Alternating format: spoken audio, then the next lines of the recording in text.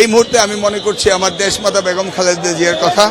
আজকে যদি তিনি বেঁচে থাকতেন তাহলে আমাদের সম্পূর্ণটা আমরা ভালো লাগতো।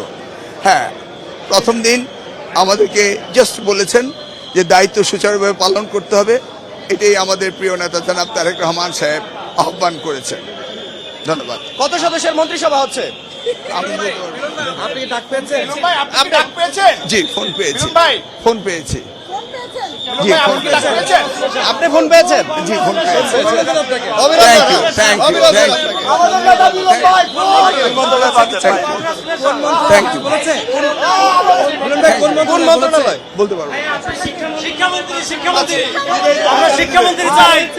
শিক্ষামন্ত্রী দোয়া করবেন, হবে না, শিক্ষামন্ত্রী দোয়া করবেন।